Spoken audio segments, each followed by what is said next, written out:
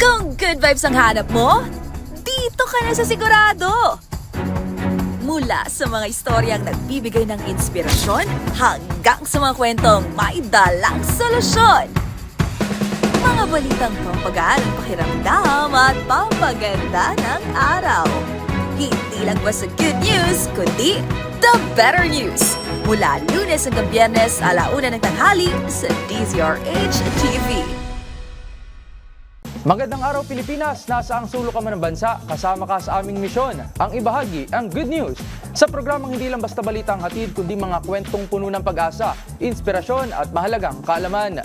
Live tayo sa DZRH TV Facebook, YouTube at DZRH News website. Ako po si Rovic Manuel at ito ang The Better News. Una sa Pilipinas, una sa Pilipino. Sa ating The Better News ngayong araw, 10 kasunduan pinirmahan ng Pilipinas at South Korea para sa pagpapalakas ng strategic partnership. Pag-deploy ng mas maraming women in uniform sa PNP kontra VAUSI, paiigtingin. Mas pinalakas na senior high school curriculum sa school year 2026 to 2027, ipatutupad ng DepEd. Watershed sa Cavite at Pampanga, tataniman ng puno ng DOTR para sa NSCR project. Bagong sports tourism hub itatayo sa Camp John Hay sa Baguio. At K-pop boy group na BTS, nireveal na ang tracklist ng kanilang 5th album na Arirang. Sa ating unang The Better News ngayong araw, bumisita sa bansa ang presidente ng South Korea na si Lee Jae-myung, kung saan lumagda sila ni Pangulong Bongbong Marcos ng 10 kasunduan. Layunin nito na mas mapalalim pa ang ugnayan ng dalawang bansa, lalo na sa larangan ng ekonomiya, teknolohiya at defense procurement. Magbabalita si Dustin Bayon. Nagsagawa ng state visit ang South Korean President na si Lee Jae-myung kung saan sinalubong ito mismo sa Malacanang ni Pangulong Bongbong Marcos Jr. Bilang bahagi ng kanyang pagbisita, lumagda ang dalawang pinuno sa 10 kasunduan na layo patatagin pa ang relasyon sa pagitan ng Pilipinas at South Korea mula sa usapin ng depensa hanggang sa makabagong teknolohiya. Kabilang narito ang digital cooperation, technology, digitalization and innovation program, procurement ng defense materials at kooperasyon sa Patriots and Veterans Affairs. Kasama rin ang special program in foreign language in Philippine schools, cultural police cooperation at kooperasyon sa agrikultura, trade, investment, and economic cooperation at intellectual property cooperation. Kumpiyansa si Pangulong Bongbong Marcos na sa pamamagitan ng mga bagong kasunduan, magpapatibay ang umira ng strategic partnership ng Pilipinas at South Korea. And as we have just witnessed, we concluded a number of agreements in the field of defense materials procurement, veterans affairs, agriculture, trade, investment and economic cooperation, intellectual property, digital cooperation, digitalization and innovation, Korean language training in schools, cultural cooperation, and police cooperation, which will sustain the momentum of the Philippines-Republic of Korea strategic partnership for the future. Samantala, nagpahayag naman ng suporta ang South Korea sa bansa bilang pag-host nito ng Association of Southeast Asian Nations o ASEAN ngayong taon. To work together to create synergies between the main agenda of ASEAN set by the chair, which are peace and security anchors, prosperity corridors, and people empowerment. And the Korea-ASEAN CSP visions, which are contributor for dreams and hopes, springboard for growth and innovation, and partner for peace and stability.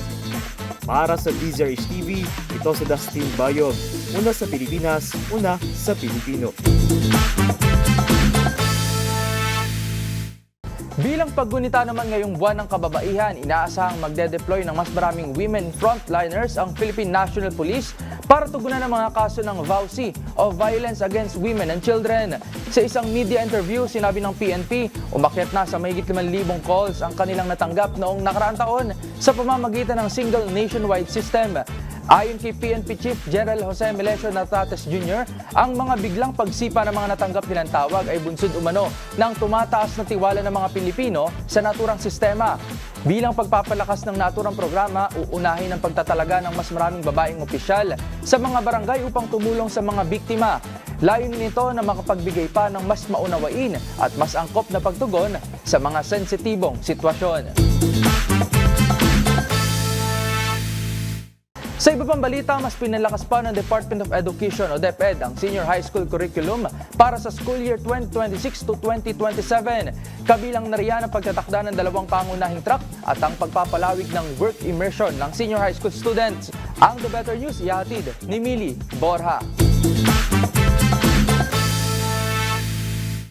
Inanunsyo ng Department of Education na ganap ng ipatutupad ang pinalakas na senior high school curriculum sa school year 2026-2027. Ayon sa memorandum na inilabas noong February 27, magsisimula ang implementasyon ng bagong curriculum sa grade 11 sa June 2026, habang ang mga grade 12 learners sa parehong school year ay mananatili muna sa kasalukuyang SHS curriculum. Sinabi ng DepEd na layo ng binagong curriculum na palakasin ang pundasyong kasanayan ng mga mag-aaral, palawakin ang kanilang mga pagpipilian batay sa kakayahan at interes, at ihanda sila para sa trabaho, negosyo at mas mataas na edukasyon. Sa ilalim ng bagong programa, 5 na lamang ang core subjects: effective communication, life skills, general mathematics, general science, at pag-aaral ng kasaysayan at lipunang Pilipino. Mula rin sa 4 na track, lilipat ang SHS sa 2 pangunahing landas, academic track at technical professional track.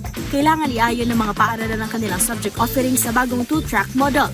Palalawigin din ang work immersion ng SHS students mula 340 hours patungong 640 hours bilang tugon sa pangailangan ng industriya. Para sa DZRH TV, ito si Mili Borja, una sa Pilipinas, una sa Pilipino.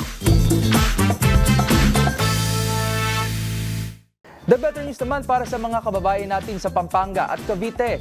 Malapit na kasing marangkada ang tree planting greening activity ng Department of Transportation bilang pagbabalanse sa epekto ng konstruksyon ng North to South Commuter Railway Project sa ating kalikasan.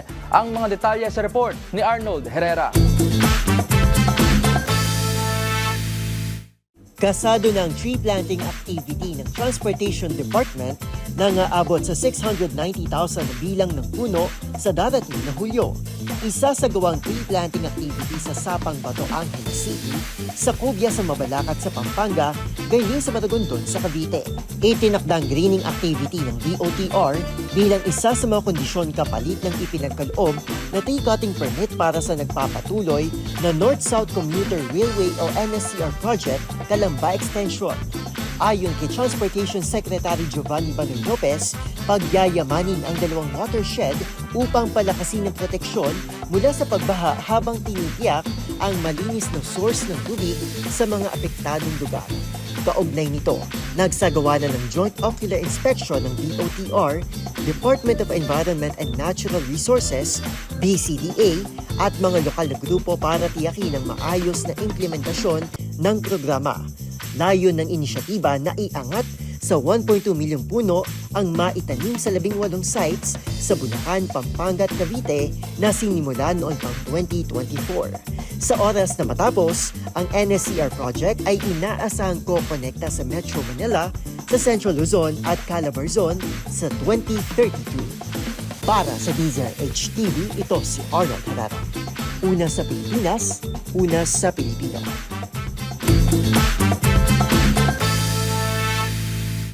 Nag-uwi ng karangalan sa bansa ang 2 kadete ng Philippine Military Academy o PMA mula sa Republic of Korea Military and Naval Academies.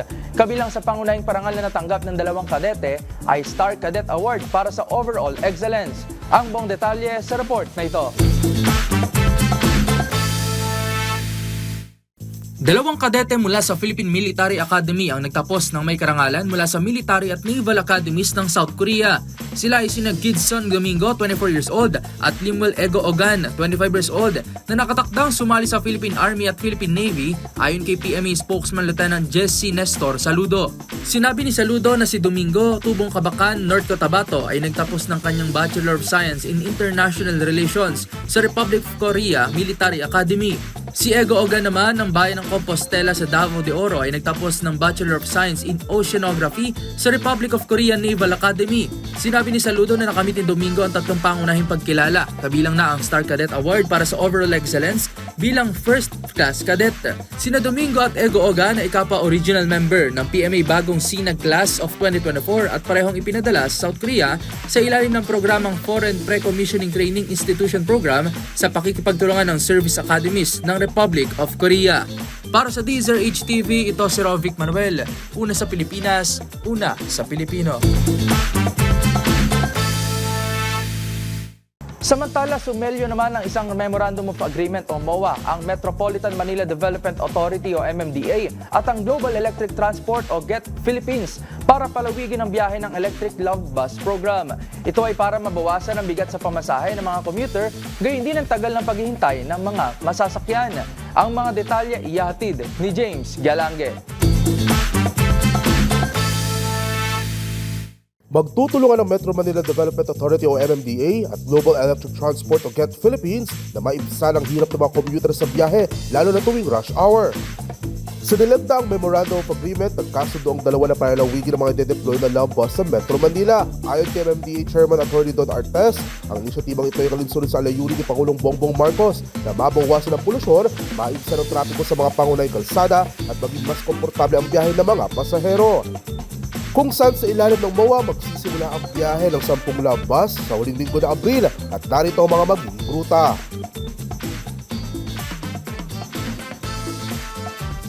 Magkakaroon ng 6 na biyahe kada araw ang mga love bus mula alas 6 ng umaga hanggang alas 9 o alas 10 ng gabi, depende sa dami ng mga pasaherong sasakay.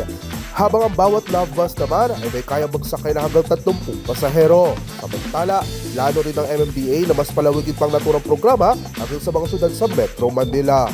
Para sa DZRH TV, ito si James Galange, una sa Pilipinas, una sa Pilipino. Sa mundo ng palakasan, panibagong milestone na naman para sa Philippine Sports Development dahil isang sports tourism hub ang itatayo sa Baguio City. Basta sa Balitang Sports, ibabalita ni Mili Borja. Lumagda sa isang kasunduan ng Philippine Sports Commission at Basis Conversion and Development Authority kasama ang John Hay Management Corporation para sa pagpapaunlad ng John Hay Sports Center sa Camp John Hay, Baguio. Ang pasilidad ay isang 5,000 square meter multi-sports complex na itatayo sa Baguio City at nakataon sa sustainability na layong makatulong sa paghubog ng mga atletang Pilipino at sa paglikha ng mas matibay na sistema para sa pangmatagalang sports development. Ayon kay Jake Bincang, President at CEO ng BCDA, ang proyekto ay bunga ng pinagsamang hangarin ng BCDA at PSC na itaas ang antas ng sports development sa bansa at maibigay sa mga atleta ang angkop na kapaligiran para magtagumpay. Idinisenyo ang John Hay Sports Center na hango sa hagdang-hagdang anyo ng kabundukan ng Cordillera na sumasalamin sa bisyon ng mga ahensya na magtayo ng matibay na pundasyon para sa elite performance na nakasandig sa komunidad. Ayon naman kay Larry Paredes, chairman ng BCDA, ang disiplina at katatagang hinuhubog ng mga bundok ay siyang espiritong nakikita niya sa mga atletang Pilipino.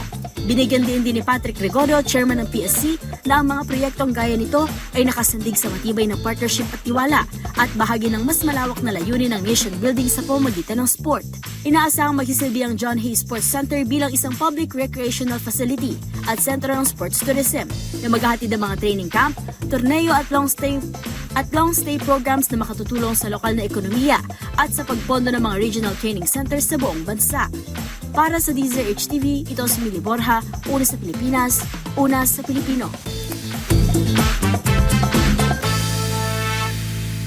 Attention Armies! Ilang linggo na lang at mapapakinggan na ang bagong album ng global sensation na BTS. At kaugnay nga niyan, inilabas na ng Bangtan Boys ang tracklist ng kanilang 5th album. Ang 14 tracks na bumubuo rito, alamin sa report ng ating showbiz, Angel. Armies! Inilapag na ng K-pop megastars na BTS ang tracklist ng kanilang much-awaited comeback album na Arirang. Binubuo ito ng 14 songs, kabilang na riyan ang Body to Body, 2.0, Merry Go Round, They Don't Know About Us at Swim na lead single ng 5th album. Kung matatandaan, 2022 pa nang huling naglabas ng album ang Bangtan Boys. Ang proof laman ng kanilang hit songs gaya ng Dynamite, Yet to Come at Butter.